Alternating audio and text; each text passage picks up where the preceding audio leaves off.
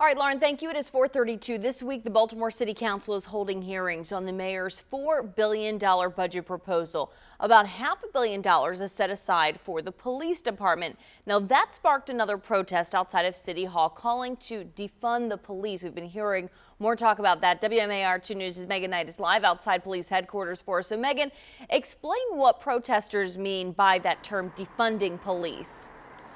Yeah, Ashley, it really does mean something different depending on who you ask. But it sounds like for the most part, the protesters who were out at City Hall yesterday want to see a big chunk of the funding that is allocated to the Baltimore City Police Department and to put that funding into other programs and services that would help people and neighborhoods in the city. And we actually have a chart to show you. This was tweeted out by Councilman Ryan Dorsey. Shows where funding from the general fund would be allocated. That general fund comes from mostly local sources like property and income tax. And if you look at the bottom there, that long line, well, that's the funding for the police department. Right now, it's proposed to be around $500 million.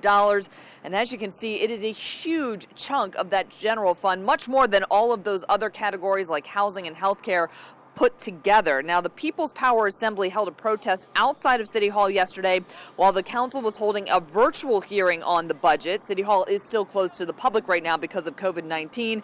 Many of those protesters holding signs to defund the police. It's a call to action we've seen across the country in light of the death of George Floyd. We believe it's time now to defund that police department. It has failed us. We're not just talking about police brutality. We're talking about the murder rate, the safety concerns that we have in this city.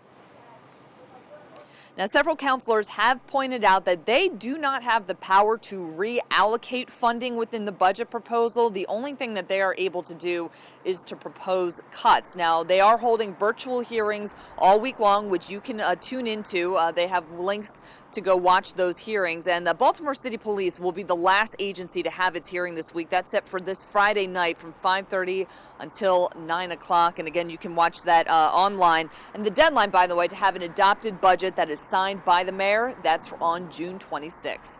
We're live at police headquarters. I'm Megan Knight, WMAR 2 News.